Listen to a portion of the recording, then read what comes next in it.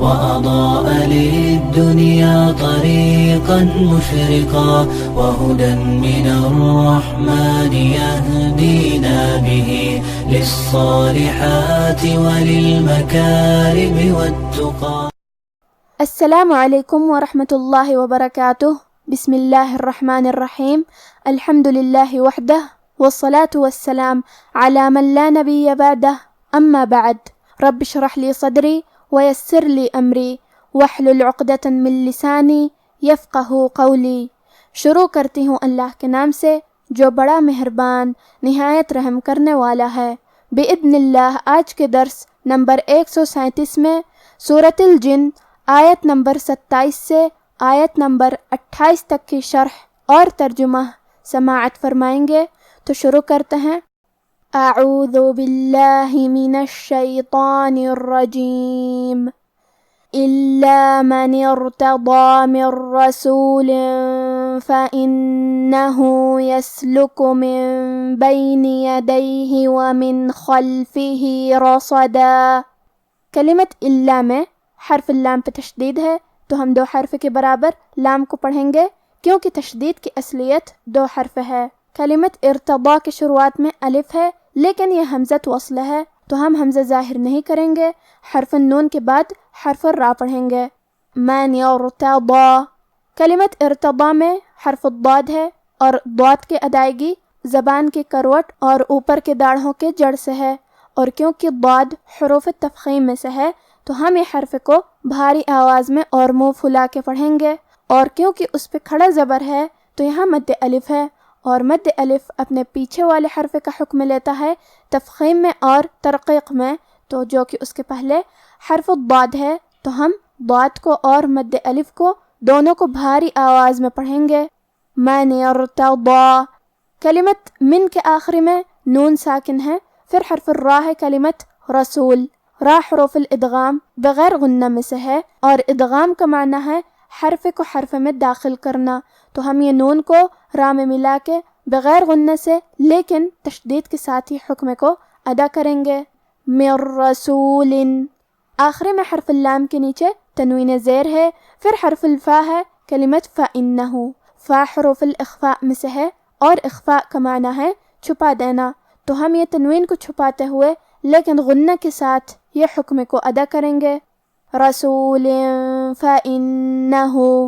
کلمت فإنه نون پہ تشدید ہے تو ہمیں 2 حرف کے برابر نون کو پڑھنا ہے. آخری میں ہاں پہ الٹا پیش ہے. یہاں حکم ہے مد صلہ صغرا. ہم اپنی آواز 2 مد کے برابر لمبی کریں گے. فإنه يسلك. کلمت یسلک میں یہاں سین ہے اور اس پہ جزم ہے تو ہمیں یہاں سین کو ہمزے سے پڑھنا ہے اور ہمزے کا معنی ہے کہ حرف کی آواز ایسے کمزور ہو کہ اس میں پستی پائی جائے. یسلک. لام پہ اور کاف پہ دونوں پہ پیش ہے تو ہم یہ دونوں پیش کو برابر سے ادا کریں گے. کلمت من کے آخری میں نون ساکن ہے اور اس کے بعد حرف البا ہے کلمت بینا. با حروف الاقلاب میں سے ہے اور اقلاب کا معنی ہے بدل دینا تو ہم یہ نون ساکن کو میم میں بدل کے غنہ کے ساتھ یہ حکم کو ادا کریں گے. من بینی. کلمت یدیہ یا پہ اور دال پہ دونوں پہ زبر ہے تو ہمیں یہ دونوں زبر کو برابر سے ادا کرنا ہے. کلمت من کے آخری میں نون ساکن ہے پھر حرف الخاء ہے کلمت خلفہ. خاء حروف الاظہار میں سے ہے اور اظہار کا معنی ہے ظاہر کرنا تو ہم یہ نون ساکن کو ظاہر کریں گے اور بغیر غنہ سے یہ حکم کو ادا کریں گے. وَمِن خَلْفِهِ. کلمت خلفہ خاء کی ادائیگی حلق کے اوپر والی حصے سے ہے اور حرف الخاء حروف تفخیم میں سے ہے تو ہمیں یہ حرف کو موٹی آواز میں پڑھنا ہے. آخری میں ہاں کے نیچے کھڑی زیر ہے. یہاں بھی مد صلہ صغرا ہے تو ہمیں اپنی آواز 2 مد کے برابر لمبی کرنا ہے. خلفہ رصدا. کلمت رصدا حرف الراء پہ زبر ہے تو یہاں را کا حکم ہے تفخیم. ہمیں را کو موٹی آواز میں پڑھنا ہے. پھر اس کے بعد حرف الصاد ہے اور صاد بھی حروف تفخیم میں سے ہے تو ہم یہ حرف کو بھاری آواز میں پڑھیں گے. آخری میں حرف الدال پہ تنوین زبر ہے. اگر ہم یہ آیت کو اگلی آیت کے ساتھ ملا کے پڑھے تو حرف اللام کلمت لیعلم حروف الادغام بغیر غنہ میں سے ہے، تو ہم یہ تنوین کو لام میں ملا کے بغیر غنہ سے اور تشدید کے ساتھ یہ حکم کو ادا کریں گے، رصد لیعلم، اور ہم کلمت رصدہ پہ رکیں گے تو اس پہ مد الف سے رکیں گے، إلا من ارتضى من رسول فإنه يسلك من بين يديه ومن خلفه رصدا ليعلم أن قد أبلغوا رسالات ربهم وأحاط بما لديهم وأحصى كل شيء عددا۔ کلمت لیعلم حرف العین کو ہم حلق کے درمیان والے حصے سے پڑھیں گے، اور کیونکہ اس پہ جزم ہے تو ہمیں عین کو ظاہر کرنا ہے۔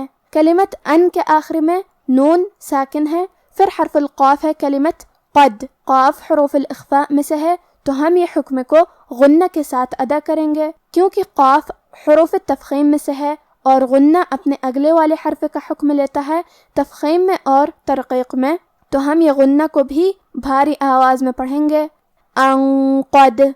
پھر اس کے بعد حرف الدال ہے، یہاں ہم حرف الدال کو قلقلہ سے پڑھیں گے کیونکہ اس پہ جزم ہے، اور قلقلہ کا معنی ہے حرف ساکن کو ہلانا، تو ہم یہ حرف کو ہلاتے ہوئے یہ کلمہ کو پڑھیں گے، قد۔ کلمت ابلغوا میں یہاں حرف الباء پہ جزم ہے، تو کیونکہ با حروف القلقلہ میں سے ہے تو ہمیں یہ حرف کو ہلاتے ہوئے یہ کلمہ کو پڑھنا ہے، ابلغوا۔ حرف الغین کی ادائیگی حلق کے اوپر والے حصے سے ہے اور غین حروف تفخیم میں سے ہے، تو ہم یہ حرف کو موٹی آواز میں پڑھیں گے، کلمت رسالاتی را کے نیچے زیر ہے تو یہاں را کا حکم ہے ترقیق، ہمیں را کو پتلی آواز میں پڑھنا ہے، سین پہ کھڑا زبر ہے اور لام پہ بھی کھڑا زبر ہے، تو یہ دونوں مد الف ہے، ہم دونوں مد کو ظاہر کریں گے اور اسے برابر سے ادا کریں گے، رسالاتی۔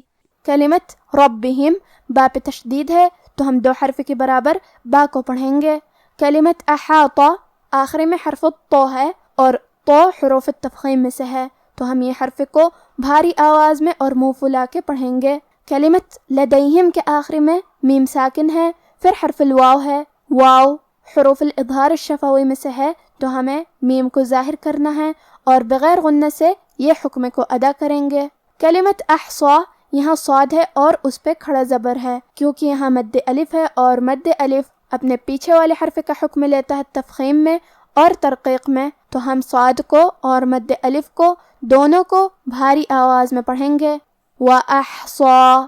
کلمت کل حرف اللام پہ تشدید ہے تو ہمیں دو حرف کے برابر لام کو پڑھنا ہے، اور کیونکہ تشدید زبر کا ہے لہذا اس کا دھیان رہے، کلمت شیئن کے آخر میں حمزہ کے نیچے تنوین زیر ہے، پھر حرف العین ہے، کلمت عددہ حرف العین حروف الاظہار میں سے ہے اور تنوین کی اصلیت نون ساکن ہے، تو ہم یہاں تنوین ظاہر کریں گے اور اسے نون ساکن پڑھیں گے اور بغیر غنہ سے یہ حکم کو ادا کریں گے، شیئن عددا۔ کلمت عددا عین پہ اور دال پہ دونوں پہ زبر ہے تو ہم یہ دونوں زبر کو برابر سے ادا کریں گے، آخر میں یہ کلمہ پہ رکیں گے تو اس پہ مد الف سے رکیں گے، لِيَعْلَمَ أَن قَدْ أَبْلَغُوا رِسَالَاتِ رَبِّهِمْ وَأَحَاطَ بِمَا لَدَيْهِمْ وَأَحْصَى كُلَّ شَيْءٍ عَدَدًا۔ اب آپ سورۃ الجن کی تلاوت تجوید کے ساتھ سماعت فرمائیں، اعوذ باللہ من الشیطان الرجیم، إلا من ارتضى من رسول فإنه يسلك من بين يديه ومن خلفه رصدا ليعلم أن قد أبلغوا رسالات ربهم وأحاط بما لديهم وأحصى كل شيء عددا۔ ہاں، جس پیغمبر کو پسند فرمائے اور اس کو غیب کی باتیں بتا دے تو اس کے آگے اور پیچھے نگہبان مقرر کر دیتا ہے تاکہ معلوم فرمائے کہ انہوں نے اپنے پروردگار کے پیغام پہنچا دیے ہیں، اور یوں تو اس نے ان کی سب چیزوں کا ہر طرف سے احاطہ کر رکھا ہے اور ایک ایک چیز گن رکھی ہے۔ آج کا ہمارا درس یہیں ختم ہوتا ہے۔